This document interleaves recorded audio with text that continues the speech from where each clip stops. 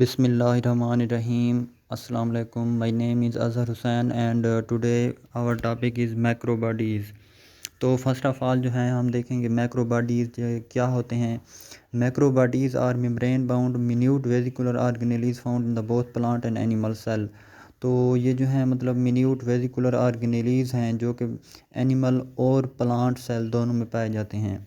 They contain various enzymes and protein and can be visualised only under the electron microscope.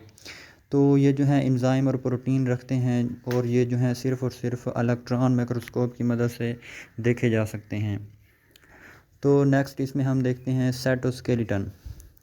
तो it is a continuous network of filamentous proteinaceous structure that run throughout the cytoplasm from the nucleus to the plasma membrane. तो ये जो है continuous network है filamentous proteinaceous structure का जो कि run करता है थ्रू आउट द साइटोप्लाज्म, कहाँ से, न्यूक्लियस से प्लाज्मा मेम्ब्रेन तक। तो it is found in all living cells not ably in the eukaryotics. तो वो कहता है कि ये जो है मतलब ऑल लिविंग सेल्स में पाया जाता है, सिर्फ़ और सिर्फ मतलब यूकैरियोट्स में जो है ये नहीं पाया जाता। The cytoskeleton matrix is composed of different type of proteins that can divide rapidly or disassemble depending on the requirement of the cell। जो साइटोस्केलेटन मैट्रिक्स होता है ये जो है डिफरेंट टाइप्स ऑफ प्रोटीन पर मुश्तमिल होता है और ये जो है डिवाइड होता है रैपिडली या फिर डिसेंबल डिपेंडिंग, ये डिपेंड करता है रिक्वायरमेंट ऑफ सेल। तो इसमें हम देखते हैं कि जो प्राइमरी फंक्शन होता है इसका जो है वो ये प्रोवाइड करता है shape and mechanical resistant to the cell against deformation. मतलब कि इसका जो प्राइमरी फंक्शन है वो सेल की स्ट्रक्चर को क्या है करना है, मेंटेन रखना है कि मतलब ये जो है शेप और मैकेनिकल रेजिस्टेंस फराहम करता है और जो है डिफॉर्मेशन से बचाता है। The contractile nature of the filamentous help in the motility and during cytokinesis. तो साइटोकाइनेसिस के दौरान ये जो है मतलब हेल्प करता है मोटिलिटी में।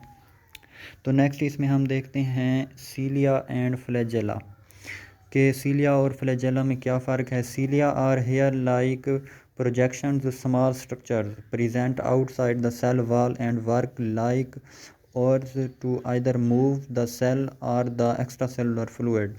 सीलिया जो हैं मतलब ये एक हेयर लाइक प्रोजेक्शन होते हैं, स्मॉल स्ट्रक्चर होते हैं जो कि outside of the cell wall मौजूद होते हैं और इनका जो काम है और जैसे है आइदर मूव, ये जो है सेल को मूव करने में भी मदद देते हैं या फिर एक्स्ट्रा सेलुलर फ्लूइड को भी मूव करने में क्या करते हैं, हेल्प करते हैं। Flagella are slightly bigger and are responsible for the cell movement. ये जो हैं मतलब फ्लैजेला जो हैं थोड़े से इनसे बड़े होते हैं और ये जो है रिस्पॉन्सिबल हैं फॉर द सेल मूवमेंट। तो इस स्ट्रक्चर में जो है हम देख सकते हैं कि सीलिया फर्स्ट ऑफ ऑल जो है हमें सीलिया दिखाया गया है, जो इर्द गिर्द सारे मतलब हेयर लाइक स्ट्रक्चर हैं ये क्या हैं, सीलिया हैं। तो नेक्स्ट जो है हमें दिखाया गया है फ्लैजेलम। तो ये जो है फ्लैजेलम है और ये दिखाया गया है कि पैसिव पार्ट इन मोशन, जो पैसिव पार्ट है ये मोशन करता है मतलब प्रोपेलर लाइक मोशन, मतलब ऐसे मतलब ये जो है अपनी जो है फ्लैजेला को पानी में ऐसे लहराता है तो ये क्या करते हैं, इसकी मदद से मूव करते हैं। तो इसमें हम देखते हैं कि the eukaryotic flagellum structurally different from its prokaryotic counter part. वो कहता है कि जो यूकैरियोटिक फ्लैजेलम होता है वो डिफरेंट होता है from prokaryotic. The core of the cilium and the flagellum is called a axoneme which contain 9 pairs of gradually arranged peripheral macrotubules and a set of the central macrotubule running parallel to the axis। जो मतलब जो core होती है cilium की और या फ्लैजेलियम की उसे हम कहते हैं एक्सोनीम। तो ये जो है रखते हैं 9 pair of gradually arranged peripheral macrotubules और मतलब एक सेट होता है सेंट्रल मैक्रोट्यूब्यूल्स का जो पैरेलल रन करता है to the axis. The central tubules are interconnected by a bridge and are embedded by a central sheath. तो जो सेंट्रल ट्यूब्यूल्स होते हैं ये आपस में मतलब इंटरकनेक्टेड होते हैं और एक जो है मतलब ब्रिज फॉर्म करते हैं और ये एम्बेडेड धंसे हुए होते हैं बाय द सेंट्रल शीथ। तो one of the peripheral macrotubular pair is also interconnected to the central sheath by a radial spoke. तो एक रेडियल स्पोक के ज़रिए जो है मतलब ये जो मैक्रोट्यूब्यूलर पेयर्स होते हैं ये आपस में क्या होते हैं, इंटरकनेक्टेड होते हैं to the central sheath. Hence there is a total of 9 radial spokes. तो जो टोटल होते हैं वो कितने रेडियल स्पोक्स होते हैं, 9। The cilia and the flagella emerge from the centriole-like structure called basal bodies। तो जो सीलिया और फ्लैजेला होते हैं ये आपस में इमर्ज होते हैं और सेंट्रियोल लाइक स्ट्रक्चर बनाते हैं जिसे हम कहते हैं बेसल बॉडीज़। तो नेक्स्ट हम इसमें देखते हैं centrosome and centrioles. The centrosome organelle is made up of the mutually perpendicular structure known as centriole. तो जो सेंट्रोसोम ऑर्गेनेलीज होती है ये जो है दो म्यूचुअली परपेंडिकुलर स्ट्रक्चर से मिलकर बनी होती है जिसे हम कहते हैं centriole. Each centriole is composed of 9 equally spaced peripheral fibrils of the tubulin protein and the fibril is a set of interlinked triplets. वो कहता है कि जो हर सेंट्रियोल होता है वो मुश्तमिल होता है 9 spaced peripheral fibrils of tubular protein. और जो फाइब्रिल होता है ये क्या है, ये है set of interlinked triplets. The core part of the centriole is known as a hub. वो कहता है कि जो कोर पार्ट होता है सेंट्रियोल का उसे हम हब कहते हैं। एंड इज़ प्रोटी ये जो है मतलब प्रोटीनशियस होता है। तो इसमें जो है वो हमें स्ट्रक्चर दिखा रहा है सेंट्रोसोम एंड सेंट्रियोल्स की। तो इसमें जो है वो मदर सेंट्रियोल डिस्टिल अपेंडेजेस हैं और सब डिस्टिल अपेंडेजेस हैं, प्रॉक्सिमल एंड्स हैं, इसमें इंटरकनेक्टिंग जो है फाइबर्स हैं, डॉटर सेंट्रियोल हैं, मैक्रोट्यूब्यूल ट्रिपलेट हैं और इसमें जो है डिस्टिल एंड्स हैं। तो नेक्स्ट जो है इसमें हम देखते हैं कि the hub connects the peripheral fibrils विया रेडियल स्पोक। तो वो कहता है कि जो हब होता है वो रेडियल स्पोक के ज़रिए पेरिफेरल फाइब्रिल से कनेक्ट होता है।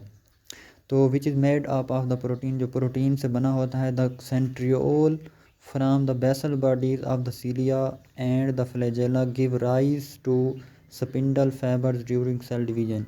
वो कहता है कि जो सेंट्रियोल होते हैं from the basal bodies of the cilia and flagella ये जो हैं give rise to the spindle fibre, ये मतलब स्पेंडल फाइबर को बनाएंगे ड्यूरिंग सेल डिवीजन। तो नेक्स्ट जो है इसमें हम देखते हैं वैक्यूल्स। वैक्यूल्स क्या होते हैं कि vacuoles are mostly defined as storage bubbles of irregular shapes which are found in cell. वो कहता है कि वैक्यूल्स क्या होते हैं, इन्हें हम कहते हैं storage bubbles of irregular shape जो कि पाए जाते हैं सेल में। They are fluid filled organelles enclosed by a membrane. वो कहता है कि ये जो हैं फ्लूइड फील्ड ऑर्गेनेलीज होते हैं जो कि एक मेम्ब्रेन से, जिसे हम टोनोप्लास्ट कहते हैं, जो वैक्यूल की मतलब मेम्ब्रेन होती है उसे हम टोनोप्लास्ट कहते हैं। तो उसके ज़रिए क्या होते हैं, इनक्लोज्ड होते हैं। The vacuole stores the food और a variety of the nutrients that a cell might need to survive. तो ये जो हम वैक्यूल होते हैं ये स्टोर करते हैं फूड को और न्यूट्रिएंट्स को जो कि मतलब नीड होते हैं, नेसेसरी होते हैं for the survival of the cell. तो इसमें जो है हम देख सकते हैं कि ये जो है प्लांट सेल हमें दिखाया गया है। तो प्लांट सेल में जो है एक बहुत बड़ा वैक्यूल होता है और एनिमल सेल में जो है वो छोटे छोटे बहुत से वैक्यूल होते हैं, लेकिन प्लांट सेल में एक ही वैक्यूल होता है। तो ये जो है हमें वैक्यूल दिखाया गया है, इसमें जो है वो दिखा रहा है कि ये जो है मतलब लार्जर इन साइज़ है और लार्जर इन साइज़ की वजह से न्यूक्लियस जो है वो साइड पर धकेल दिया जाता है। तो इसमें हम देखते हैं कि in addition to this it also store waste product. ये जो है वेस्ट प्रोडक्ट भी क्या करता है, स्टोर करता है। The waste products are eventually thrown out by the vacuole. तो वेस्ट प्रोडक्ट्स होते हैं वो जो हैं वैक्यूल्स के ज़रिए ही मतलब बाहर फेंके जाते हैं। Thus the rest of the cell is protected from the contamination. The animal and the plant have different size and number of vacuoles। वो कहता है कि जो रेस्ट ऑफ सेल होता है वो प्रोटेक्ट कर लिया जाता है फ्राम द कंटेमिनेशन, और जो एनिमल और प्लांट सेल होते हैं इनका डिफरेंट साइज़ और नंबर होते हैं वैक्यूल्स के, compare to the animal plant cell. जो वो कहता है कि जो कंपेयर करें अगर हम एनिमल सेल और प्लांट सेल का है लार्जर वैक्यूल। जो प्लांट सेल है वो कहता है कि ये जो हैं लार्जर वैक्यूल रखते हैं। Thanks for watching this video and God bless you.